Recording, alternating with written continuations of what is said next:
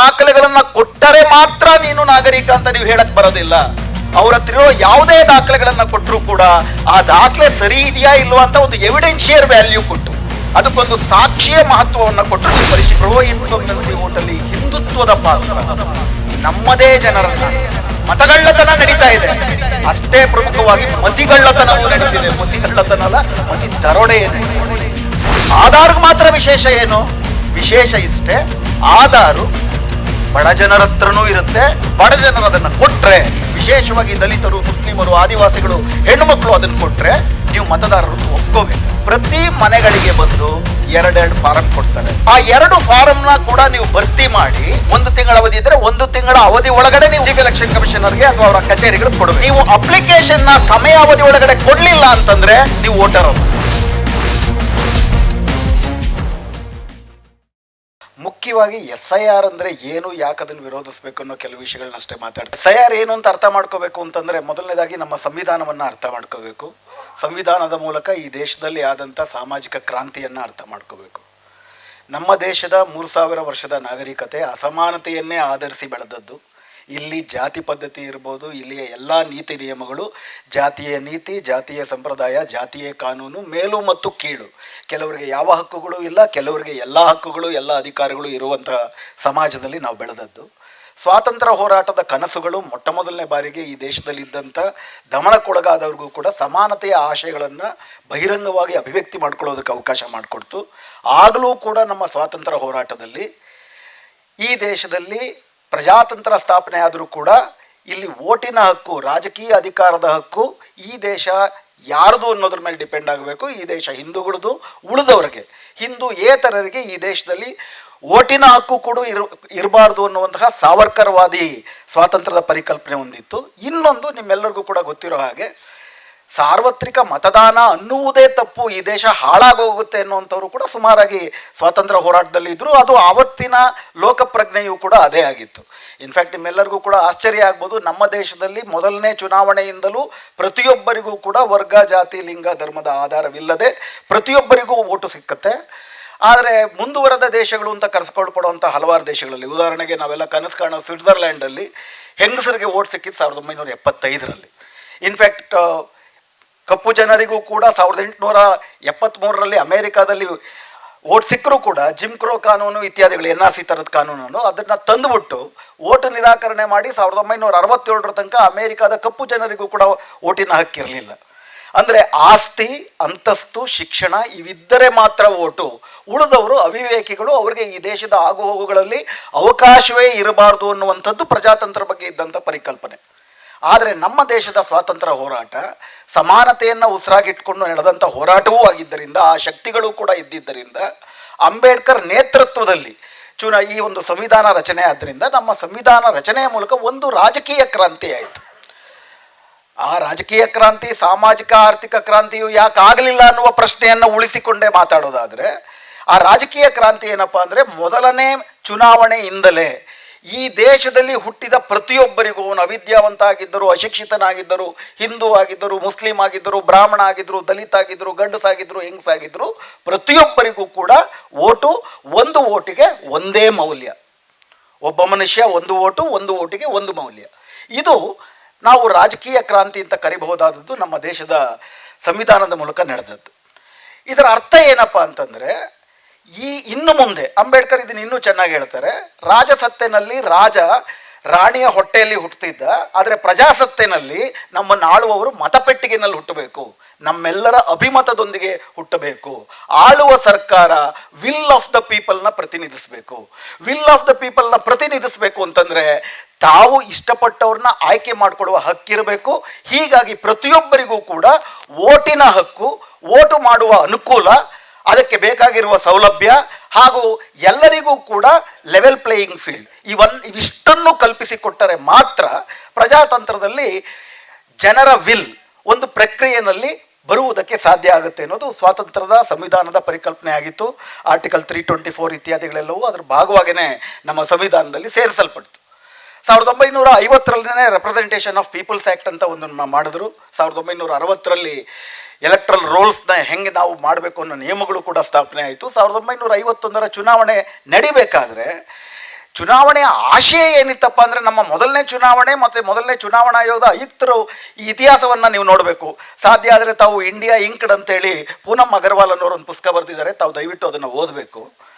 In fact ಮೊದಲನ ಚುನಾವಣೆ ನಡೆದದ್ದು 1951 ಅಕ್ಟೋಬರಿಂದ 1952 February ತನಕ ನಡೆಯುತ್ತೆ. 66 ಹಂತಗಳಲ್ಲಿ ನಡೆಯುತ್ತೆ. ಗುಡ್ಡಗಾಡು, ಅನಕ್ಷರಸ್ಥರೇ ಜಾಸ್ತಿ ಇರುವುದು, ಇಂಥ ಕಡೆ ಪ್ರತಿಯೊಬ್ಬರಿಗೂ ಓಟ್ ಹೆಂಗೆ ಕೊಡಬೇಕು ಅಂತಾದಾಗ ಜಗತ್ತಿನಲ್ಲೇ ಇಲ್ಲದಿರುವಂಥ ಒಂದು ಹೊಸ ಆವಿಷ್ಕಾರ ಮಾಡ್ತಾರೆ. ಸುಕುಮಾರ್ ಸೇನ್ ಅಂತೇಳಿ ಆಗ ಪ್ರಥಮ ಚುನಾವಣಾ ಆಯುಕ್ತರು. ಸಿಂಬಲ್ ಅಂತ ಬೇರೆ ದೇಶಗಳಲ್ಲಿ ಇರಲಿಲ್ಲ. ಅನಕ್ಷರಸ್ಥರು ತಮ್ಮ ಓಟನ್ನ ಹೆಸರು ಓದಕ್ಕಾಗೋದಿಲ್ವಲ್ಲ, ಆದರೆ ಅನಕ್ಷರಸ್ಥರು ಓಟ್ ಕೂಡ ಬೇಕೇ ಬೇಕಲ್ಲ. ಹೀಗಾಗಿ ಚುನಾವಣಾ ಚಿಹ್ನೆಗಳು, ಸಂಕೇತಗಳು ಅಂತ ಅಂದ್ಬಿಟ್ಟು ಅದೇ ಎಲ್ಲ ಸಾಮಾನ್ಯ ಜನರ ಬಳಕೆಯಲ್ಲಿರೋದು.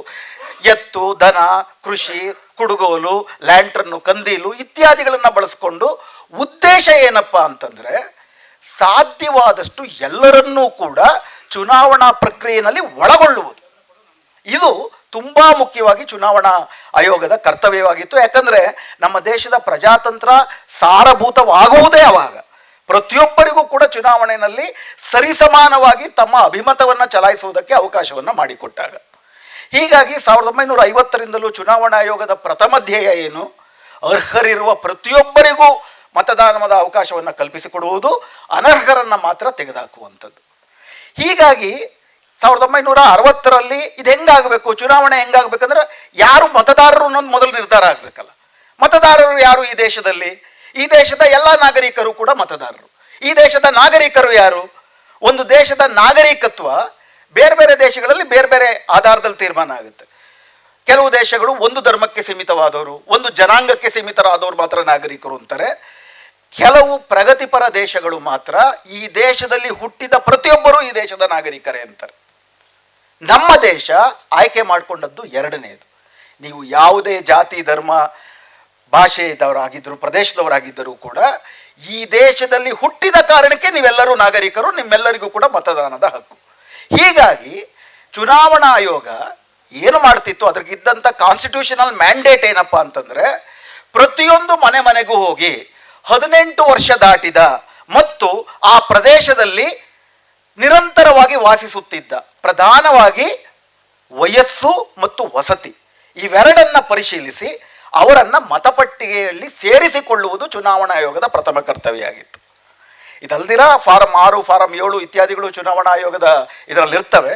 ಯಾರಾದರೂ 18 ವರ್ಷ ತುಂಬಿದಾಗ ಹೋಗ್ಬಿಟ್ಟು ನಾನು ಹೊಸ ಅಪ್ಲಿಕೆಂಟ್ ಅಂತೇಳಿ ನೀವು ಭರ್ತಿ ಮಾಡ್ಕೋಬೋದು. ಸತ್ತರೆ ಅದನ್ನು ತೆಗೆದುಹಾಕುವಂಥದ್ದು ಇವುಗಳು ಮಾತ್ರ. ಅಂದರೆ ಪ್ರಧಾನವಾಗಿ ಚುನಾವಣಾ ಆಯೋಗ ಮನೆಗಳಿಗೆ ಬಂದು ಮತಪಟ್ಟಿಯನ್ನು ಸಿದ್ಧ ಮಾಡಬೇಕಾದ್ರೆ ಪ್ರಧಾನವಾಗಿ ಈ ದೇಶದ ನಾಗರಿಕರಾದ ಎಲ್ಲರಿಗೂ ಸಿಗಬೇಕು. ಇದನ್ನ ಮಾಡುವುದಕ್ಕೆ ಮತಪಟ್ಟಿಯನ್ನ ಕಾಲಕಾಲಕ್ಕೆ 18 ವರ್ಷ ತುಂಬುತ್ತಲ್ಲ, ಕೆಲವರು ಸತ್ತೋಗ್ತಾರೆ, ಕೆಲವರು 18 ವರ್ಷ ಹೊಸದಾಗಿ ತುಂಬುತ್ತಾರೆ, ಕೆಲವರು ಜಾಗನೇ ಬದಲಾಯಿಸಿರ್ತಾರೆ. ಹೀಗಾಗಿ ಮತಪಟ್ಟಿಯ ಪರಿಷ್ಕರಣೆ ಅಗತ್ಯ ಬೀಳುತ್ತೆ. ಈ ಮತಪಟ್ಟಿಯ ಪರಿಷ್ಕರಣೆಗೂ ಕೂಡ 1960ರ ಮತಪಟ್ಟಿ ಪರಿಷ್ಕರಣಾ ನಿಯಮಗಳ ಅನುಸಾರವಾಗಿ ಪ್ರಧಾನವಾಗಿ 4 ಬಗೆಯ ಪರಿಷ್ಕರಣೆಯನ್ನು ಮಾಡ್ತಾರೆ. ಮೊದಲನೇದು ಇಂಟೆನ್ಸಿವ್ ರಿವಿಷನ್, ಅಂದರೆ ತೀವ್ರವಾದಂಥ ಪರಿಷ್ಕರಣೆ. ಚುನಾವಣಾ ಆಯೋಗದಿಂದ ನೇಮಿಸಲ್ಪಟ್ಟಂಥ ಅಧಿಕಾರಿಗಳು ಪ್ರತಿಯೊಂದು ಮನೆಗಳಿಗೆ ಹೋಗಿ ನಿಮ್ಮ ಮನೆಯಲ್ಲಿ 18 ವರ್ಷ ತುಂಬಿದವರು ಎಷ್ಟು ಜನ ಇದ್ದಾರೆ, ಅವರಿನ್ನೂ ಓಟ್ಗೆ ಸೇರ್ಕೊಂಡಿಲ್ವಾ, ಯಾರಾದರೂ ತೀರ್ಕೊಂಡಿದ್ದಾರಾ, ಮತ್ತು ನೀವು ಹೊಸದಾಗಿ ಇಲ್ಲಿಗೆ ಬಂದವರ, ಬೇರೆ ಕಡೆನೂ ಕೂಡ ನೀವು ಹೋಗ್ಬಿಟ್ಟು ಓಟ್ ಹಾಕ್ತಾ ಇದ್ದೀರಾ, ಇವುಗಳನ್ನು ಮಾತ್ರ ಕೇಳ್ತಾರೆ. ಈಗಾಗಲೇ ನೀವು ಓಟ್ ಹಾಕಿದ್ರೆ ಮತ್ತೆ ನಿಮ್ಮ ನಾಗರಿಕತ್ವ ಸಾಬೀತು ಮಾಡಿ ಅಂತ ಅಂದ್ಬಿಟ್ಟು ಕೇಳುವ ಅಧಿಕಾರವೇ ಅವರಿಗಿಲ್ಲ. ಇದು ಇಂಟೆನ್ಸಿವ್ ರಿವಿಷನ್. ಇದು ಕಾಲಕಾಲಕ್ಕೆ ಮಾಡ್ತಾರೆ, ಪ್ರತಿ 5 ವರ್ಷಕ್ಕೊಂದ್ಸತಿ, 10 ವರ್ಷಕ್ಕೊಂದ್ಸತಿ. ವಿಶೇಷವಾಗಿ ಏನು ಪ್ರಕ್ರಿಯೆಯನ್ನು ಗಮನಿಸಿ, ಇದರಲ್ಲಿ ಪ್ರತಿಯೊಬ್ಬರನ್ನು ಅರ್ಹರನ್ನು ಚುನಾವಣಾ ಮತದಾರರ ಪಟ್ಟಿಗೆ ಸೇರಿಸಿಕೊಳ್ಳುವ ಜವಾಬ್ದಾರಿ ಚುನಾವಣಾ ಆಯೋಗದ್ದು, ಮತದಾರರದ್ದಲ್ಲ. ಹೀಗಾಗಿ ಚುನಾವಣಾ ಆಯೋಗದ ಅಧಿಕಾರಿಗಳು ಮನೆ ಮನೆಗೆ ಹೋಗ್ತಾರೆ. ಮನೆ ಮನೆಗೆ ಹೋಗಿ ಯಾರಾದರೂ ಇದ್ದರೆ ಅವ್ರನ್ನ ಸೇರಿಸ್ಕೊಂಡ್ಬರ್ತಾರೆ, ಸತ್ತೋಗಿದ್ರೆ ಕಿತ್ತಾಕ್ ಬರ್ತಾರೆ. ಎರಡನೇದು ಸಮ್ಮರಿ ರಿವಿಷನ್ ಅಂತ ಮಾಡ್ತಾರೆ. ಸಮ್ಮರಿ ರಿವಿಷನ್ ಅಂದರೆ ಪ್ರತಿ ಹೊಸ ಚುನಾವಣೆಗೆ ಮುಂಚೆ 2 ಚುನಾವಣೆಗಳ ಮಧ್ಯೆನಲ್ಲಿ 18 ವರ್ಷ ಹೊಸದಾಗಿ ತುಂಬಿದವರು, ಜಾಗ ಬದಲಾಯಿಸಿದವರು ಮತ್ತು ಸತ್ತೋದವರು, ಇದನ್ನು ಈಗಾಗಲೇ ಇರುವ ಮಾಹಿತಿಯನ್ನು ಆಧರಿಸಿ ಮಾಡ್ತಾರೆ. ಆಗ ಮನೆ ಮನೆಗೆ ಹೋಗಲ್ಲ, ಪ್ರಾಯಶಃ ಪ್ರತಿ ಚುನಾವಣೆಗೆ ಮುಂಚೆ ಸಮ್ಮರಿ ರಿವಿಷನ್ ಆಗುತ್ತೆ.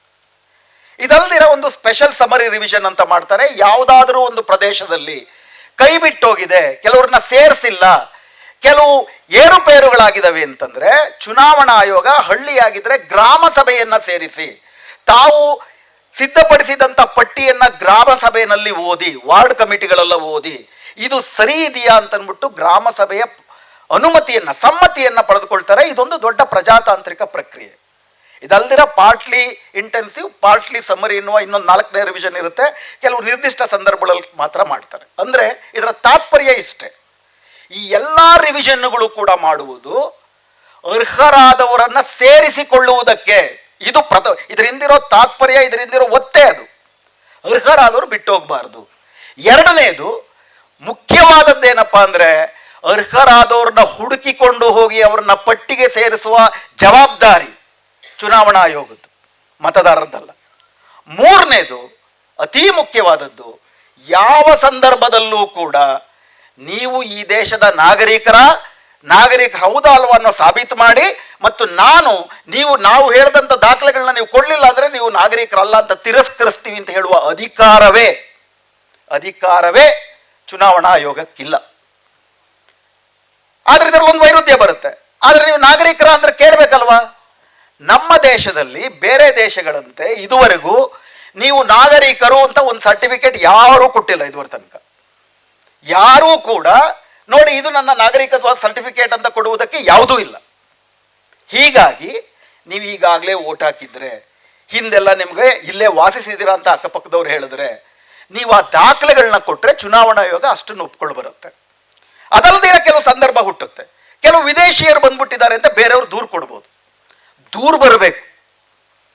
ನಿರ್ದಿಷ್ಟ ಪ್ರದೇಶದಲ್ಲಿ ವಿದೇಶಿಯರು ಜಾಸ್ತಿ ಇದ್ದಾರೆ, ಅವರೆಲ್ಲರೂ ಕೂಡ ಮತಪತ್ರ ತಗೊಂಡ್ಬಿಟ್ಟಿದ್ದಾರೆ ಅನ್ನೋ ದೂರು ಬರುತ್ತೆ.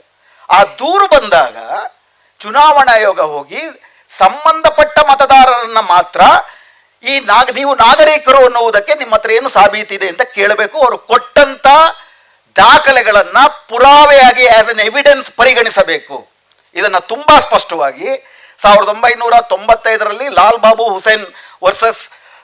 Hussain and others versus electoral registration officers ಅಂತ ಸುಪ್ರೀಂ ಕೋರ್ಟ್ ಅಲ್ಲಿ ಒಂದು ಸುದೀರ್ಘ ಪ್ರಕರಣ ನಡೆಯುತ್ತೆ. ಮುಂಬೈ ಮತ್ತು ದೆಹಲಿನಲ್ಲಿ ಸ್ಲಮ್ ವಾಸಿಗಳಾದಂಥ ಮುಸ್ಲಿಮರಿಗೆ ಓಟು ನಿರಾಕರಣೆ ಮಾಡಬೇಕು, ಅವರು ನಾಗರಿಕರ ಅಲ್ವಾ ಪರಿಶೀಲಿಸಿ ಅಂತ ಚುನಾವಣಾ ಆಯೋಗ ಪೊಲೀಸರಿಗೆ ಹೇಳುತ್ತೆ. ಪೊಲೀಸರು ಹೋಗ್ಬಿಟ್ಟು ಸ್ಲಮ್ಗಳಲ್ಲಿ ನೀವು ನಾಗರಿಕರ ಏನಾದರೂ ತೋರಿಸಿ ಸರ್ಟಿಫಿಕೇಟ್ ಅಂದ್ರೆ ಅವ್ರು ಕೊಟ್ಟಿದ್ದನ್ನು ಯಾವುದನ್ನು ಒಪ್ಪದಿರಾ ಇವರು ಇಲ್ಲ ಈ ದೇಶದ ನಾಗರಿಕರಲ್ಲ ಅಂತ ಅಂದ್ಬಿಟ್ಟು ಚುನಾವಣಾ ಆಯೋಗಕ್ಕೆ ವರದಿ ಕೊಡ್ತಾರೆ. ಚುನಾವಣಾ ಆಯೋಗ ಆ ವರದಿಯನ್ನ ಆಧರಿಸಿ ಅವರ ನಾಗರಿಕತ್ವವನ್ನು ಕಿತ್ತಾಕುತ್ತೆ. ಅದನ್ನು ವಿರೋಧಿಸಿ ಸುಪ್ರೀಂ ಕೋರ್ಟ್ಗೆ ಹೋಗುತ್ತೆ. ಸುಪ್ರೀಂ ಕೋರ್ಟ್ನಲ್ಲಿ 3 ಜನರ ಬೆಂಚ್, ಚೀಫ್ ಜಸ್ಟಿಸ್ ಅಹಮದಿ ಮತ್ತು ಇನ್ನಿತರ 3 ಜನ ಜಡ್ಜ್ಗಳ ಬೆಂಚಿನಲ್ಲಿ ತುಂಬಾ ಸ್ಪಷ್ಟವಾಗಿ ಇದು ತಪ್ಪು, ನಾಗರಿಕತ್ವ ಹೌದೋ ಅಲ್ವೋ ಅನ್ನುವಂಥದ್ದು ಒಂದು ಕ್ವಾಸಿ ಜುಡಿಷಿಯಲ್ ಪ್ರೋಸೆಸ್, ಅದೊಂದು ನ್ಯಾಯಾಂಗ ಪ್ರಕ್ರಿಯೆ. ಅದನ್ನ ಒಬ್ಬ ಸರ್ಕಾರಿ ಅಧಿಕಾರಿ ತೀರ್ಮಾನ ಮಾಡಕ್ ಬರಲ್ಲ. ಹಾಗೂ ಈ ದಾಖಲೆಗಳನ್ನ ಕೊಟ್ಟರೆ ಮಾತ್ರ ನೀನು ನಾಗರಿಕ ಅಂತ ನೀವು ಹೇಳಕ್ ಬರೋದಿಲ್ಲ. ಅವ್ರ ಹತ್ರ ಇರೋ ಯಾವುದೇ ದಾಖಲೆಗಳನ್ನ ಕೊಟ್ಟರು ಕೂಡ ಆ ದಾಖಲೆ ಸರಿ ಇದೆಯಾ ಇಲ್ವಾ ಅಂತ ಒಂದು ಎವಿಡೆನ್ಷಿಯರ್ ವ್ಯಾಲ್ಯೂ ಕೊಟ್ಟು, ಅದಕ್ಕೊಂದು ಸಾಕ್ಷಿಯ ಮಹತ್ವವನ್ನು ಕೊಟ್ಟು ನೀವು ಪರಿಶೀಲಿಸಬೇಕು. ಈ 3 ಮಹತ್ವದ ವಿಷಯಗಳನ್ನ 3 ಜಡ್ಜ್ ಬೆಂಚ್, 3 ಸದಸ್ಯ ಪೀಠ ತೀರ್ಮಾನ ಮಾಡಿದೆ. ಇದಿಷ್ಟು ಇದುವರೆ ತನಕ ನಡ್ಕೊಂಡು ಬಂದದ್ದು. ಆದರೆ ಈಗ ಇದ್ದಕ್ಕಿದ್ದಾಗೆ 2025 ಜೂನ್ 24ನೇ ತಾರೀಕು ದಿಢೀರನೆ ಮೇಲೆದ್ಬಿಟ್ಟು ಚುನಾವಣಾ ಆಯೋಗ ಬಿಹಾರದಲ್ಲಿ ಸ್ಪೆಷಲ್ ಇಂಟೆನ್ಸಿವ್ ರಿವಿಷನ್ ನಾವು ಮಾಡ್ತೀವಿ, ವಿಶೇಷ ತೀವ್ರ ಪರಿಷ್ಕರಣೆಯನ್ನು ಮಾಡ್ತೀವಿ ಅಂತ ಘೋಷಣೆ ಮಾಡೋದು. ನಾನು ವಿವರಗಳಿಗೆ ಹೋಗಲ್ಲ, ಸುಮಾರಷ್ಟು ಅದರಲ್ಲಿ ವಿವರಗಳಿದ್ದಾವೆ. SIRಗೂ ಇದುವರೆ ತನಕ ಬಂದಂಥ ಚುನಾವಣಾ ಪ್ರಕ್ರಿಯೆಗೂ ಏನು ವ್ಯತ್ಯಾಸ ಇದೆ ಅನ್ನೋದನ್ನು ಮಾತ್ರ ನಿಮ್ಮ ಮುಂದೆ ಇಡ್ತೇನೆ. ಈ ಸ್ಪೆಷಲ್ ಇಂಟೆನ್ಸಿವ್ ರಿವಿಷನ್ನಲ್ಲಿ ಈಗ ಅದು ಬಿಹಾರದಲ್ಲಿ ಆಗಿ ಮುಗಿದಿದೆ, 12 ರಾಜ್ಯಗಳಲ್ಲಿ ಶುರುವಾಗಿದೆ. ಫೆಬ್ರವರಿನಲ್ಲಿ 12 ರಾಜ್ಯಗಳಲ್ಲಿ ಮುಗಿದಾದ ಮೇಲೆ ಪ್ರಾಯಶಃ ಸೆನ್ಸಸ್ಗೆ ಮುಂಚೆ ಉಳಿದೆಲ್ಲ ರಾಜ್ಯಗಳಲ್ಲೂ ಆಗುತ್ತೆ, ಕರ್ನಾಟಕದಲ್ಲೂ ಆಗುತ್ತೆ ಬಹುಶಃ ಫೆಬ್ರವರಿಯ ನಂತರ. ಅದರಲ್ಲಿ ಏನು ಮಾಡುತ್ತೆ, ಮೊದಲನೇ ವ್ಯತ್ಯಾಸ ಗುರುತಿಸ್ಕೊಳ್ಳಿ. ಮೊದಲನೇದು, ನಾನು ಮತದಾರ ಅಂಥೇಳಿ ನಾನು ಹೋಗಿ ಚುನಾವಣಾ ಆಯೋಗದ ಮುಂದೆ ನಾನು ಅಪ್ಲಿಕೇಶನ್ ಹಾಕುವಂಥದ್ದಿರಲಿಲ್ಲ. ಅಪ್ಲಿಕೇಶನ್ ನೀವು ಹಾಕಲಿಲ್ಲ ಅಂತಂದ್ರೆ ನೀವು ಮತದಾರ ಅಲ್ಲ ಅಂತ ಹೇಳುವಂತಹ ಅಧಿಕಾರವೇ ಚುನಾವಣಾ ಆಯೋಗಕ್ಕಿರಲಿಲ್ಲ. ಸ್ಪೆಷಲ್ ಇಂಟೆನ್ಸಿವ್ ರಿವಿಷನ್ ಅಲ್ಲಿ ಮೊದಲನೇದು, ಸ್ಪೆಷಲ್ ಇಂಟೆನ್ಸಿವ್ ರಿವಿಷನ್ ಅನ್ನುವಂತಹ ಒಂದು ಪ್ರಕ್ರಿಯೆ 1950ರ ರೆಪ್ರೆಸೆಂಟೇಷನ್ ಆಫ್ ಪೀಪಲ್ಸ್ ಆಕ್ಟ್ ಅಲ್ಲೂ ಇಲ್ಲ, 1960ರ ಎಲೆಕ್ಟ್ರಲ್ ರಿಜಿಸ್ಟರ್ ನಿಯಮಗಳಲ್ಲೂ ಕೂಡ ಇಲ್ಲ. ಇದು ಇವರು ಇದ್ದಕ್ಕಿದ್ದಾಗೆ ಹುಡುಕಿದ್ದು. ಅವ್ರು 2003ರಲ್ಲೇ ಮಾಡ್ತಿದ್ದೀವಿ ಅಂತಾರೆ. 2003ರಲ್ಲಿ intensive special revision of intensive nature ಅಂತಿದೆಯೇ ಹೊರತು SIR ಅನ್ನೋ ಪದ ಇಲ್ಲ. ಇದು ಆ ರೀತಿಯೇ ಸಂವಿಧಾನ ಬಾಹಿರವಾದದ್ದು. ಎರಡನೇದು ಇವ್ರು ಏನು ಮಾಡ್ತಾರೆ, ಪ್ರತಿ ಮನೆಗಳಿಗೆ ಬಂದು 2 ಫಾರಂ ಕೊಡ್ತಾರೆ. ದಯವಿಟ್ಟು ಗಮನಿಸ್ಕೊಟ್ಟು ಕೇಳಿ. ಆ 2 ಫಾರ್ಮ್ಗಳಲ್ಲಿ ನೀವು ಅದರಲ್ಲಿ ಕೆಲವು ಪ್ರಶ್ನೆಗಳಿರುತ್ತೆ. ನಿಮ್ಮ ಹೆಸರು, ನಿಮ್ಮ ಅಪ್ಪ ಅಮ್ಮನ ಹೆಸರು, ನಿಮ್ಮ ಜಾತಿ ಇತ್ಯಾದಿಗಳೆಲ್ಲವೂ, ಧರ್ಮ ಎಲ್ಲವೂ ಇರುತ್ತೆ. ಆ 2 ಫಾರಮ್ನ ಕೂಡ ನೀವು ಭರ್ತಿ ಮಾಡಿ ಸಮಯದ ಒಳಗಾಗಿ 1 ತಿಂಗಳ ಅವಧಿ ಇದ್ದರೆ 1 ತಿಂಗಳ ಅವಧಿ ಒಳಗಡೆ ನೀವು ವಾಪಸ್ ಚೀಫ್ ಎಲೆಕ್ಷನ್ ಕಮಿಷನರ್ಗೆ ಅಥವಾ ಅವರ ಕಚೇರಿಗಳಿಗೆ ಕೊಡಬೇಕು. ನೀವು ಅಪ್ಲಿಕೇಶನ್ನ ಸಮಯ ಅವಧಿ ಒಳಗಡೆ ಕೊಡಲಿಲ್ಲ ಅಂತಂದ್ರೆ ನೀವು ವೋಟರ್ ಅಲ್ಲ. ಇದುವರೆ ತನಕ ಇದಿರಲಿಲ್ಲ. ಇದು ಮೊದಲನೇದು. ಅವಧಿ ಒಳಗಡೆ ನಾವೇ ಅಪ್ಲಿಕೇಶನ್ ತುಂಬಿಕೊಂಡು ಹೋಗಿ ಕೊಡಬೇಕು. ಅದು ನಮ್ಮ ಜವಾಬ್ದಾರಿ. ಈಗ ಚುನಾವಣಾ ಆಯೋಗದ ಜವಾಬ್ದಾರಿ ಅಲ್ಲ. ಅಂದ್ರೆ ಜವಾಬ್ದಾರಿಯನ್ನ ತಲೆ ಕೆಳಗಾಗಿ ಮಾಡೋದು. ಇದು ಮೊದಲನೇದು. ಎರಡನೇದು, ಇದುವರೆ ತನಕ ಚುನಾವಣಾ ಆಯೋಗ ಕೇಳ್ತಿದ್ದು ನಿಮ್ಮ ವಯಸ್ಸು ಮತ್ತು ನಿಮ್ಮ ವಸತಿ, ಇವೆರಡಕ್ಕೆ ಮಾತ್ರ ಅವರು ದಾಖಲೆಗಳನ್ನು ಕೇಳ್ತಿದ್ರು. 18 ವರ್ಷ ತುಂಬಿದೆಯಾ ಮತ್ತು ordinary resident of the area, ಸಾಮಾನ್ಯವಾಗಿ ಇದೇ ಇದರಲ್ಲಿ ವರ್ಷಗಳಿಂದ ನೀನು ವಾಸ ಮಾಡ್ತಿದೀಯ. ಈಗ ಅಷ್ಟು ಮಾತ್ರ ಅಲ್ಲ, ಇದು ತುಂಬ ತುಂಬ ಮುಖ್ಯವಾದದ್ದು. ಇದರಲ್ಲಿ ಏನು ಹೇಳ್ತಿದ್ದಾರೆ, 2003ರಲ್ಲಿ ನಾವೊಂದು ಸ್ಪೆಷಲ್ ಇಂಟೆನ್ಸಿವ್ ರಿವಿಷನ್ ಮಾಡಿದ್ವಿ, ಮಾಡಿಲ್ಲ ಸುಳ್ಳದು. 2003ರಲ್ಲಿ ಸ್ಪೆಷಲ್ ಇಂಟೆನ್ಸಿವ್ ರಿವಿಷನ್ ಮಾಡಿದಾಗ ಏನು ಮತಪಟ್ಟಿನಲ್ಲಿ ಹೆಸರಿದೆ ಅವರು ಓಕೆ, ಅವರು 2003ರ ಇಂಟೆನ್ಸಿವ್ ರಿವಿಷನ್ ಪಟ್ಟಿನಲ್ಲಿ ನಮ್ಮ ಹೆಸರಿದೆ ಅಂತ ಒಂದು ಡಾಕ್ಯುಮೆಂಟ್ ಅವರು ತೋರಿಸ್ಬೇಕು. ಈ 2 ಫಾರಮ್ ಕೊಡ್ತಾರಲ್ಲ, 2 ಫಾರಮ್ ಭರ್ತಿ ಮಾಡಿ 2003ಕ್ಕೆ ಮುಂಚೆ ನಿಮ್ದೇನಾದರೂ ಪಟ್ಟಿನಲ್ಲಿ ಹೆಸರಿದ್ರೆ ಅದನ್ನ ಫಾರಮ್ ಒಂದು ಫೈಲ್ ಮಾಡಿ ಅವ್ರಿಗೆ ಕೊಡಬೇಕು. ಅದನ್ನು ಅವರು ಒಪ್ಕೋತಾರೆ. 2003ರ ನಂತರ 18 ವರ್ಷ ತುಂಬಿದವರು ಅಥವಾ ಆಗ ಹೊಸದಾಗಿ ರಿಜಿಸ್ಟರ್ ಮಾಡಿಕೊಂಡವರು, ಇದರಲ್ಲಿ 3 ಭಾಗಗಳನ್ನು ಮಾಡ್ತಾರೆ. ಮೊದಲನೇದಾಗಿ ಇಡೀ ಮತದಾರರನ್ನ 2 ಭಾಗ ಮಾಡಿಬಿಟ್ರು. 2003ಕ್ಕೆ ಮುಂಚೆ, 2003ರ ನಂತರ 2 ಭಾಗ ಆಗೋಯ್ತು. 2003ರ ನಂತರದಲ್ಲಿ ಇನ್ನು 3 ಭಾಗ ಮಾಡಿದ್ರು. 2003ರ ನಂತರ ಮತದಾನ ಮಾಡೋಕ್ಕೆ ಶುರು ಮಾಡಿದವರು 1987ರ ಜೂನ್ 15ಕ್ಕೆ ಮುಂಚೆ ಹುಟ್ಟಿದ್ರೆ ನೀವು ನಿಮ್ಮ ಜನನ ಮರಣ ಪತ್ರವನ್ನು ಕೊಡಬೇಕು. ನಿಮ್ಮದು ಜನನ ಮರಣ ಪತ್ರ ಕೊಡಬೇಕು. ಅಥವಾ ಬಿಹಾರದ ಉದಾಹರಣೆ ಹೇಳುವುದಾದರೆ, ಅವರು 11 ದಾಖಲೆಗಳ ಪಟ್ಟಿಯನ್ನು ಕೊಟ್ಟಿದ್ದಾರೆ. ಆ 11 ದಾಖಲೆಗಳಲ್ಲಿ 1 ದಾಖಲೆಗಳನ್ನು ನೀವು ಕೊಡಬೇಕು. ನೀವು 87ಕ್ಕೆ ಮುಂಚೆ ಹುಟ್ಟಿದ್ದೀರಾ ಅಂತ ಸಾಬೀತು ಮಾಡಬೇಕು. ಈ 11 ಇದನ್ನ ಹೇಳ್ತೀನಿ ಏನೇನು ದಾಖಲೆಗಳು, ಅದರಲ್ಲಿರೋ ಸಮಸ್ಯೆ ಏನು ಅಂತೇಳಿ. 1987ರ ನಂತರ 2004ರ ಒಳಗಡೆ ಈ ಅವಧಿನಲ್ಲಿ ಹುಟ್ಟಿರುವಂಥವ್ರು, ಒಂದು ನಾನು ಈ ಅವಧಿನಲ್ಲಿ ಇಲ್ಲೇ ಹುಟ್ಟಿದ್ದೀನಿ, ನಮ್ಮ ಅಪ್ಪ ಅಮ್ಮಂದರಲ್ಲಿ ಒಬ್ಬರು ಈ ದೇಶದವರ ನಿವಾಸಿಗಳು, ಭಾರತೀಯರು ಅಂತ ಸಾಬೀತು ಮಾಡಬೇಕು. ಸಾಬೀತು ಮಾಡಬೇಕು ಅಂದರೆ ಎಲೆಕ್ಷನ್ ಕಮಿಷನ್ಗೆ ಸಮಾಧಾನ ತರುವಂತಹ ಸರ್ಟಿಫಿಕೇಟ್ಗಳು ಕೊಟ್ಟು ಸಾಬೀತು ಮಾಡಬೇಕು. ನಿಮ್ಮ ಹತ್ರ ಇರೋದು ಕೊಟ್ಟರೆ ನಡೆಯೋದಿಲ್ಲ. 2004ರ ನಂತರ ಹುಟ್ಟಿದವರು ತಾನು ಈ ದೇಶದಲ್ಲೇ ಹುಟ್ಟಿದ್ದೀನಿ ಹಾಗೂ ತನ್ನ ಅಪ್ಪ ಅಮ್ಮಂದರು ಇಬ್ಬರೂ ಕೂಡ ಭಾರತೀಯರು ಅಂತ ಸಾಬೀತು ಮಾಡೋದಕ್ಕೆ ಸರ್ಟಿಫಿಕೇಟ್ ಕೊಡಬೇಕು. ಏನೇನು ಸರ್ಟಿಫಿಕೇಟ್ನ ಒಪ್ಕೋತಾರೆ? ಸಾಮಾನ್ಯವಾಗಿ ಜನರ ಹತ್ರ ಇರೋದು, ಬಿಹಾರದಲ್ಲಿ ಆಗಿರೋದು ನಿಮಗೆ ಗೊತ್ತಿದೆ, ರೇಷನ್ ಕಾರ್ಡ್ ಇರುತ್ತೆ, ವೋಟರ್ ಕಾರ್ಡ್ ಇರುತ್ತೆ, ಸರ್ಕಾರವೇ ಕೊಟ್ಟಿರುವಂಥ ಆಧಾರ್ ಕಾರ್ಡ್ ಇರುತ್ತೆ, ನರೇಗಾದಲ್ಲಿ ಕೆಲಸ ಮಾಡೋರಾದರೆ ನರೇಗಾ ಕಾರ್ಡ್ ಇರುತ್ತೆ. ಇಷ್ಟು ಬಿಟ್ಟರೆ ಈ ಯಾವ ಕಾರ್ಡುಗಳು ಕೂಡ, ಆಧಾರ್ ಕಾರ್ಡ್ ವಿಷಯಕ್ಕೆ ನಾನು ಆಮೇಲೆ ಬರ್ತೀನಿ, ಪ್ರಾರಂಭದಲ್ಲಿ ಈ ಯಾವ ದಾಖಲೆಗಳನ್ನು ಕೂಡ, ಅಂದರೆ ಈ ದೇಶದ 140 ಕೋಟಿ ಜನರಲ್ಲಿ 120 ಕೋಟಿ ಜನರ ಹತ್ರ ಇರಬಹುದಾದಂಥ ಯಾವ ದಾಖಲೆಗಳನ್ನು ಕೂಡ ಚುನಾವಣಾ ಆಯೋಗ ನಾವು ಒಪ್ಕೊಳ್ಳಲ್ಲ ಅಂದರು. ಅವರು ಪಟ್ಟಿ ಮಾಡಿರುವಂಥ 11 ದಾಖಲೆಗಳಲ್ಲಿ ಜನನ ಮರಣ ಸಾಬೀತು ಮಾಡುವ ದಾಖಲೆ, ಇದರಲ್ಲೊಂದು ಸಮಸ್ಯೆ ಇದೆ. ಬಹುಶಃ ನನ್ನ ವಯೋಮಾನದವರು ಅಥವಾ ನನ್ನ ನಂತರ ವಯೋಮಾನದವರು ಯಾರ ಹತ್ರನೂ ಕೂಡ ಬರ್ತ್ ಸರ್ಟಿಫಿಕೇಟ್ ಇಲ್ಲ. ನನ್ನ ಹತ್ರ ಇಲ್ಲ. ಬರ್ತ್ ಸರ್ಟಿಫಿಕೇಟ್ ಎಷ್ಟು ಜನರ ಹತ್ರ ಇದೆ ಇಲ್ಲಿ? ಕೈ ಎತ್ತಿ ನೋಡುವ. ಇಲ್ಲ. ಬರೀ ಬರ್ತ್ ಸರ್ಟಿಫಿಕೇಟ್ ಇದ್ರೆ ಸಾಲಲ್ಲ. ನಾನು ಶಿವಸುಂದರ್ ಅನ್ನೋನು, ನಾನು ಹುಟ್ಟಿದಾಗ ನನಗೇನು ಹೆಸರಿರೋದಿಲ್ವಲ್ಲ. ಒಂದು ಮಗು, ಗಂಡು ಮಗು ಹುಟ್ಟಿತು ನಮ್ಮ ಅಪ್ಪ ಅಮ್ಮಂಗೆ. ನಮ್ಮ ಅಪ್ಪ ಅಮ್ಮ ಗ್ರಾಮ ಪಂಚಾಯತಿ ವಾರ್ಡ್ ಆಫೀಸ್ಗೆ ಹೋಗ್ಬಿಟ್ಟು 6 ತಿಂಗಳಿಂದ ಒಂದು ಮಗು ಹುಡ್ತಲ್ಲ, ಆ ಮಗು ಹೆಸರು ಶಿವಸುಂದರ್ ಅಂತ ಹೇಳ್ಬೇಕು ಅವರು. ಆ ಥರದ್ದೊಂದು ಸರ್ಟಿಫಿಕೇಟ್ ಇರಬೇಕು. ಬರೀ ಬರ್ತ್ ಸರ್ಟಿಫಿಕೇಟು ಸಾಲಲ್ಲ. ನೆಕ್ಸ್ಟು ಅದಿಲ್ಲ ಅಂದರೆ ಮೆಟ್ರಿಕ್ಯುಲೇಷನ್ ಸರ್ಟಿಫಿಕೇಟ್ ಇರಬೇಕು. ಡಿಗ್ರಿ ಸರ್ಟಿಫಿಕೇಟ್ ಇರಬೇಕು. ಅದು ಇಲ್ಲ ಅಂದರೆ ನಿಮ್ಮ ಹತ್ರ ಆಸ್ತಿ, ನಿಮ್ಮ ಹೆಸರಿನಲ್ಲಿರೋ ಆಸ್ತಿ ಸರ್ಟಿಫಿಕೇಟ್ ಇರಬೇಕು. ಅದು ಇಲ್ಲ ಅಂದರೆ ನಿಮ್ಮ ಹತ್ರ ಪಾಸ್ಪೋರ್ಟ್ ಇರಬೇಕು. ಸಾರಾಂಶದಲ್ಲಿ ಏನು ಹೇಳ್ತಿದ್ದಾರೆ, ಶಿಕ್ಷಣ, ಸಂಪತ್ತು, ಜ್ಞಾನ ಇವುಗಳು ಇದ್ದವರು ಸಹಜ ಭಾರತೀಯರು, ಇವುಗಳಿಲ್ಲದವರು ಅನುಮಾನಾಸ್ಪದ ಭಾರತೀಯರು.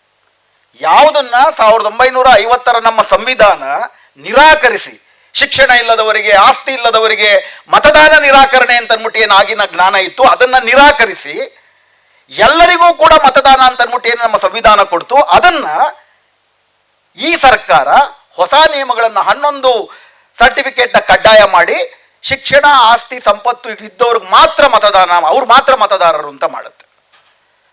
ಆಧಾರ್ ಕಾರ್ಡ್ನಾದ್ರೂ ಮಾಡಿ ಅಂತ ಒಂದು ಶುರುವಾಯಿತು ಬಿಹಾರ್ನಲ್ಲಿ. ಸುಪ್ರೀಂ ಕೋರ್ಟಲ್ಲಿ 2025 ಆಗಸ್ಟಿಂದ ಸೆಪ್ಟೆಂಬರ್ 8 ತನಕ ಸತತವಾಗಿ ವಾದ ಮಾಡಿ ಸುಪ್ರೀಂ ಕೋರ್ಟ್ ಸತತವಾಗಿ 4 ಆದೇಶಗಳನ್ನು ಕೊಟ್ಟರೂ ಕೂಡ ಬಿಹಾರದ SIR ಅಲ್ಲಿ ಆಧಾರ್ ಕಾರ್ಡ್ ಒಪ್ಕೊಳ್ಳೋಕೆ ರೆಡಿ ಇರಲಿಲ್ಲ. ಇದರ ನಡುವೆ ಸೆಪ್ಟೆಂಬರ್ 1ನೇ ತಾರೀಕು ಪಟ್ಟಿ ರಿಲೀಸ್ ಆಗುತ್ತೆ, ಡ್ರಾಫ್ಟ್ ಮತದಾರರ ಪಟ್ಟಿ. 65 ಲಕ್ಷ ಜನ ಡಿಲೀಟ್ ಆಗಿರ್ತಾರೆ. ಆಧಾರ್ ಕಾರ್ಡ್ನ ಒಪ್ಕೊಳ್ಳಿ ಅಂತ ಹೇಳಿದ್ರೆ ಆಧಾರ್ ಅನ್ನೋದು ಬರೀ ಐಡೆಂಟಿಟಿ ಹೇಳುತ್ತೆ ಹೊರತು ನಿಮ್ಮ ಸಿಟಿಜನ್ಶಿಪ್ಗೆ ಗ್ಯಾರಂಟಿ ಅಲ್ಲ ಅಂತ ಹೇಳ್ತಾರೆ. ಸುಪ್ರೀಂ ಕೋರ್ಟ್ ಮುಂದೆ ಇದನ್ನೇ ವಾದ ಮಾಡ್ತಾರೆ. ಸುಪ್ರೀಂ ಕೋರ್ಟ್ ಮುಂದೆ ಜನಪರ ವಕೀಲರು, ಆಯ್ತು ಸ್ವಾಮಿ, ನಿಮ್ಮ ಈ 11 ದಾಖಲೆಗಳಲ್ಲಿ ಯಾವುದು ಸಿಟಿಜನ್ಶಿಪ್ ಸರ್ಟಿಫಿಕೇಟು? ಒಂದು ಅರ್ಥ ಮಾಡ್ಕೊಂಬೋಣ, ಭಾರತದಲ್ಲಿ ಸಿಟಿಜನ್ಶಿಪ್ ಸರ್ಟಿಫಿಕೇಟ್ ಅಂತ ಯಾವುದೂ ಇಲ್ಲ. ನಕಲ್ ಮಾಡ್ಬೋದಾ?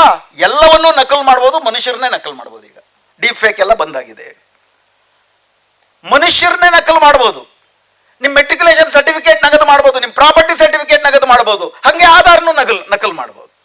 ಆಧಾರ್ಗೆ ಮಾತ್ರ ವಿಶೇಷ ಏನು? ವಿಶೇಷ ಇಷ್ಟೇ, ಆಧಾರು ಬಡ ಜನರ ಹತ್ರನೂ ಇರುತ್ತೆ. ಬಡ ಜನರು ಅದನ್ನು ಕೊಟ್ಟರೆ, ವಿಶೇಷವಾಗಿ ದಲಿತರು, ಮುಸ್ಲಿಮರು, ಆದಿವಾಸಿಗಳು, ಹೆಣ್ಣು ಮಕ್ಕಳು ಅದನ್ನು ಕೊಟ್ಟರೆ ನೀವು ಮತದಾರರು ಅಂತ ಒಪ್ಕೋಬೇಕಾಗತ್ತೆ. ಸುಪ್ರೀಂ ಕೋರ್ಟು ಸೆಪ್ಟೆಂಬರ್ 8ನೇ ತಾರೀಕು 2025 ಸೆಪ್ಟೆಂಬರ್ 8ನೇ ತಾರೀಕು ಆದೇಶವನ್ನ ಮಾಡುತ್ತೆ.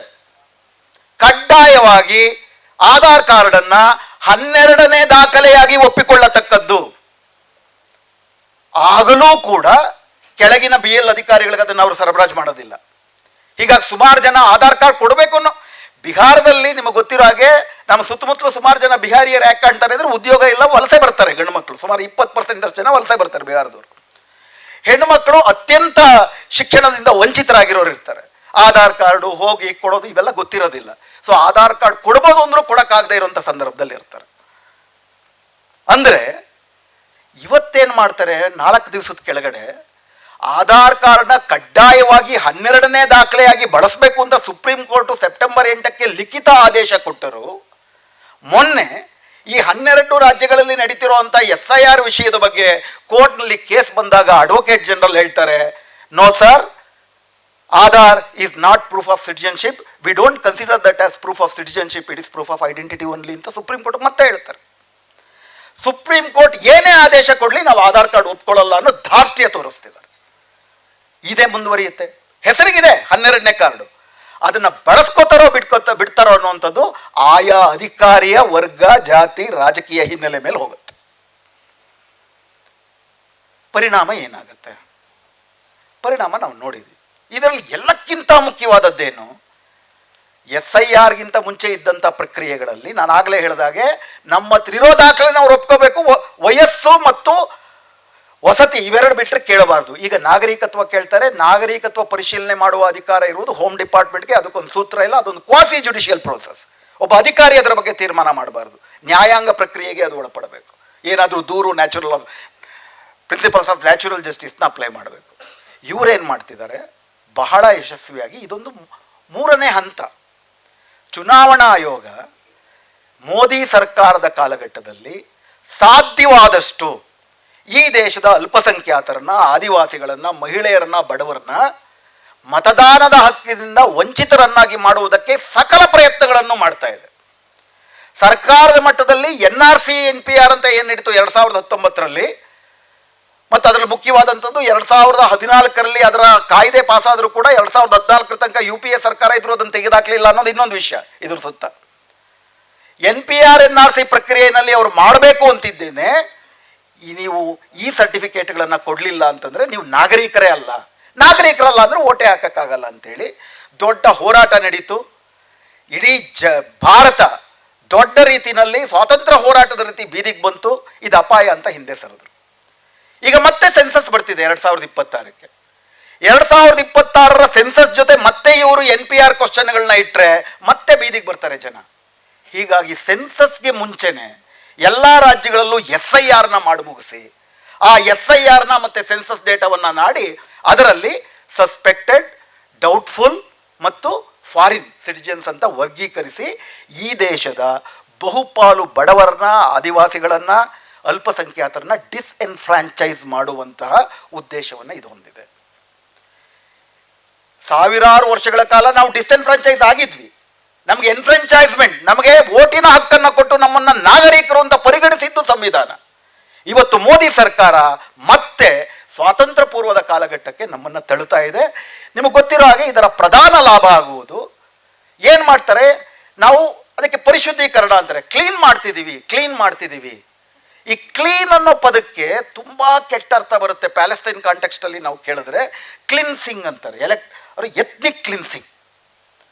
ಇಡೀ ನಮ್ಮ ಇಸ್ರೇಲ್ ಅನ್ನುವ ಭೂಭಾಗದಲ್ಲಿ ಈ ಅರಬ್ ಅನ್ನುವಂತಹ ಕಲ್ಮಶ ಬಂದು ಸೇರ್ಕೊಂಡ್ಬಿಟ್ಟಿದೆ. ಅದನ್ನು ಶುದ್ಧೀಕರಿಸ್ತೀವಿ, ಜನಾಂಗೀಯವಾಗಿ ಶುದ್ಧೀಕರಿಸ್ತೀವಿ, ಅವ್ರನ್ನ ಹೊರಗಾಕ್ಬಿಡ್ತೀವಿ, ಎತ್ನಿಕ್ ಕ್ಲಿನ್ಸಿಂಗ್ ಅಂತ. ಭಾರತದಲ್ಲಿ ಇದು ಎಲೆಕ್ಟ್ರಲ್ ಕ್ಲಿನ್ಸಿಂಗ್ ಮಾಡ್ತಿದ್ದಾರೆ. ಚುನಾವಣೆಗಳ ಮೂಲಕ ಪಟ್ಟಿನಲ್ಲಿ ಈ ವರ್ಗಗಳನ್ನು ಕ್ಲೀನ್ ಮಾಡಿಬಿಡೋದು, ಅವ್ರಿಗೆ ನಾಗರಿಕ ಹಕ್ಕುಗಳನ್ನು ಕಸಿಯುವಂಥದ್ದು. ನಿಮಗೆ ಗೊತ್ತಿರೋ ಹಾಗೆ ಅವರಿಗೆ ಬೇಕಾದವರು ಮಾತ್ರ ಆಗ ಓಟುದಾರರಾಗ್ತಾರೆ. ಅವರು ಓಟುದಾರರಾದಾಗ ಅವ್ರಿಗೆ ಬೇಕಾದವ್ರನ್ನ ಅವ್ರು ಆಯ್ಕೆ ಮಾಡ್ಕೋತಾರೆ. ಇನ್ನೊಂದು 2 ನಿಮಿಷದಲ್ಲಿ ಮುಗಿಸ್ತೀನಿ ಸರ್, 2 ನಿಮಿಷ. ಇದು ತುಂಬ ಮುಖ್ಯವಾದದ್ದು. ಯಾಕೆಂದರೆ ಇದನ್ನು ನಾವು ತುಂಬ ಆಳವಾಗಿ ಅರ್ಥ ಮಾಡ್ಕೋಬೇಕು. ನಮ್ಮ ದೇಶದಲ್ಲಿ ಏನೊಂದು 100 ವರ್ಷಗಳಿಂದ ಈ ದೇಶವನ್ನು ಒಂದು ಫ್ಯಾಸಿಸ್ಟ್ ದೇಶವಾಗಿ ಪರಿವರ್ತಿಸಬೇಕು ಅನ್ನೋ ಪ್ರಯತ್ನ ನಡೀತಾ ಇದೆ. ಮೋದಿ ಸರ್ಕಾರ ಬಂದಾದ ಮೇಲೆ ಅದು ಇನ್ನೂ ಹೆಚ್ಚು ಉನ್ಮತ್ತ ರೀತಿಯಲ್ಲಿ ನಡೀತಿದೆ. ಈ SIR ಅನ್ನೋದು ಈ ಫ್ಯಾಸೀಕರಣದ ಭಾಗ ಅನ್ನೋದು ನಾವು ಅರ್ಥ ಮಾಡ್ಕೊಳ್ಳಿಲ್ಲ ಅಂದರೆ ಬರೀ SIR ಅನ್ನುವಂಥದ್ದು ಎಲ್ಲೋ ಅತ್ಯಂತ ಕೆಟ್ಟ ವಿಷಯ ಬಂದು ಸೇರ್ಕೊಂಡಿರೋದಲ್ಲ. ಇದು ಒಂದು ಆರ್ಗ್ಯಾನಿಕ್ ಎವಲ್ಯೂಷನ್ ನಮ್ಮ ಪೊಲಿಟಿಕಲ್ ಪ್ರೋಸೆಸ್ನಲ್ಲಿ. ಹೀಗಾಗಿ SIR ಮಾತ್ರ ಹಿಂಗೆ ಪಕ್ಕಕ್ಕೆ ಇಟ್ಬಿಟ್ರೆ ಮತ್ತೆ ಆ ಅಪಾಯ ಇರಲ್ಲ ಅಂತ ನಾವು ಹೇಳಕ್ಕಾಗೋದಿಲ್ಲ. ಈ ದೇಶದಲ್ಲಿ ಬಹಳ ವ್ಯವಸ್ಥಿತವಾಗಿ ಸಂವಿಧಾನಕ್ಕೆ ವಿರುದ್ಧವಾದಂಥ ಪ್ರತಿಕ್ರಾಂತಿ ನಡೀತಿದೆ. 1937ರಲ್ಲಿ ಈ ದೇಶದಲ್ಲಿ ಮೊದಲನೇ ಚುನಾವಣೆ ನಡೆದಾಗ ಸಾವರ್ಕರ್ ಹಿಂದೂ ಮಹಾಸಭಾದಿಂದ ಎಲೆಕ್ಷನ್ಗೆ ನಿಲ್ತಾರೆ. ಅವಾಗ RSS ಅನ್ನೋದು ಇನ್ನೂ ಕೂಡ ಇಷ್ಟು ಪ್ರಬಲ ಆಗಿರೋದಿಲ್ಲ. ಹೆಡ್ಗೇವಾರ್ ಅವ್ರ ಶಿಷ್ಯ, ಸಾವರ್ಕರ್ ಶಿಷ್ಯ. ನೀವು ಬಂದ್ಬಿಟ್ಟು ಚುನಾವಣೆಯಲ್ಲಿ ನಮ್ಮ ಯುವ ಸಂಘಟನೆಯಾಗಿ ಪ್ರಚಾರಕ್ಕೆ ಬನ್ನಿ ಅಂತ ಕರೀತಾರೆ ಸಾವರ್ಕರ್. ಅವಾಗ ಹೆಡ್ಗೇವಾರ್ ಹೇಳ್ತಾನೆ, ನಮಗೆ ರಾಜ್ಯ ಶಕ್ತಿಯೆಲ್ಲ ಮುಖ್ಯ, ನಾವು ಹಿಂದೂ ಸಮಾಜವನ್ನ ಕಟ್ತೀವಿ. ಹಿಂದೂ ಸಮಾಜ ಕಟ್ಟಿದ್ರೆ ಆ ಹಿಂದೂ ಸಮಾಜ ಹಿಂದೂ ರಾಷ್ಟ್ರವನ್ನು ಆಯ್ಕೆ ಮಾಡಿಕೊಳ್ಳುತ್ತೆ. ಇದು ಅವ್ರು ಮಾಡಿದಂಥ ಸ್ಟ್ರಾಟಜಿ. ಅವರು ಹಿಂದುತ್ವ ಸಮಾಜವನ್ನ ಕಟ್ತಾರೆ. ಒಂದು ಸತಿ ಹಿಂದುತ್ವ ಸಮಾಜ ಕಟ್ಟಿದ್ರೆ ಮೋದಿ ಸತ್ರು ಕೂಡ ಹಿಂದೂ ರಾಷ್ಟ್ರನೇ ಬರುತ್ತೆ. ಹಿಂದುತ್ವ ಸಮಾಜಕ್ಕೆ ಪ್ರತಿಯಾಗಿ ನಾವು ಪ್ರಜಾತಾಂತ್ರಿಕ ಸಮಾಜವನ್ನು ಕಟ್ಟಲಿಲ್ಲ ಅಂತಂದ್ರೆ ಕೇವಲ SIR ಮಾತ್ರ. SIR ಬಹಳ ಭಯಂಕರವಾದದ್ದು, ಅದನ್ನ ಅರ್ಥ ಮಾಡ್ಕೊಳ್ಳೋಣ. ಇನ್ನು 2 ಮುಖ್ಯವಾದಂಥ ವಿಷಯ ಹೇಳಿ ನಾನು ಮಾತು ಮುಗಿಸ್ತೀನಿ. ಮೊದಲನೇದು, SIR ಈ ದೇಶದ ಚುನಾವಣಾ ಪ್ರಕ್ರಿಯೆಯನ್ನ ಜನರಿಂದ ದೂರಗೊಳಿಸಿ, ಚುನಾವಣಾ ವ್ಯವಸ್ಥೆಯನ್ನೇ ಜನರಿಂದ ದೂರಗೊಳಿಸಿ, ಈ ದೇಶದ ಸಾವರ್ಕರ್ವಾದಿಗಳಿಗೆ, ಬಂಡವಾಳಶಾಹಿಗಳಿಗೆ ಮಾತ್ರ ಅನುಕೂಲಕರವಾಗಿ ಮಾಡುವಂತಹ ಸುದೀರ್ಘ ಫ್ಯಾಸಿಸ್ಟ್ ಪ್ರಕ್ರಿಯೆಯ ಮುಂದುವರೆದ ಆಧುನಿಕ ಅತ್ಯಂತ ಅಪಾಯಕಾರಿಯಾದಂತಹ ಹಂತ. ಆದ್ದರಿಂದ ಈ ದೇಶವನ್ನ ಒಂದು ಜನರ ಗಣರಾಜ್ಯವನ್ನಾಗಿ ಉಳಿಸಿಕೊಳ್ಳಬೇಕು ಅಂತ ಬಯಸುವ ಪ್ರತಿಯೊಬ್ಬರೂ ಕೂಡ ನಾವು SIRನ ಶತಾಯಗತಾಯ ವಿರೋಧಿಸಲೇಬೇಕು. ಅಸಾಧಾರಣವಾದಂಥ ಸಂದರ್ಭ ನಮ್ಮ ಎದುರಿಗೆ ಬಂದಿದೆ. ಅಸಾಧಾರಣವಾದಂಥ ಪರಿಹಾರಗಳನ್ನೇ ನಾವು ಹುಡುಕಬೇಕು. ಇನ್ಫ್ಯಾಕ್ಟ್ ವೋಟ್ ಚೋರಿ ಬಗ್ಗೆ ಬಿಹಾರದಲ್ಲಿ ದೊಡ್ಡ ಚಳುವಳಿಯನ್ನ ಕಾಂಗ್ರೆಸ್ ಇತರ ಪಕ್ಷಗಳು ಕಟ್ಟಿದ್ರು. ಹೆಂಗೆ ಇಡೀ ಚುನಾವಣಾ ಆಯೋಗ BJPಯ ಶಾಖಾ ಕಚೇರಿಯಾಗಿದೆ ಅಂತ ಹೇಳಿದ್ರು. ಅದೇ ಕಚೇರಿ, ಅದೇ ಚೌಕಟ್ಟಿನಲ್ಲಿ ಎಲೆಕ್ಷನ್ಗೆ ನಿಂತರು, ಸೋತರು.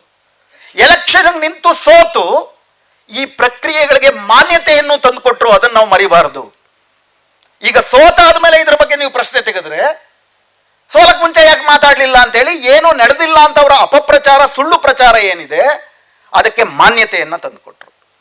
ಹೀಗಾಗಿ ವಿರೋಧ ಪಕ್ಷಗಳು ಕನಿಷ್ಠ ಪಕ್ಷ FIRಗಾದರೂ ಸೀಮಿತವಾಗಿ, ಚುನಾವಣಾ ಆಯೋಗದ ಸ್ವಾತಂತ್ರ್ಯಕ್ಕಾದರೂ ಸೀಮಿತವಾಗಿ 2024ರಲ್ಲಿ ಒಂದು ಕಾನೂನನ್ನೇ ಮಾಡಿಬಿಟ್ರು.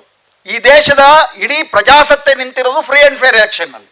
1973ರ ಕೇಶವಾನಂದ ಭಾರತಿ ಪ್ರಕರಣದಲ್ಲೂ ಕೂಡ free and fair election is the basic structure of Indian constitution ಅಂತ ಹೇಳಿದ್ದಾರೆ.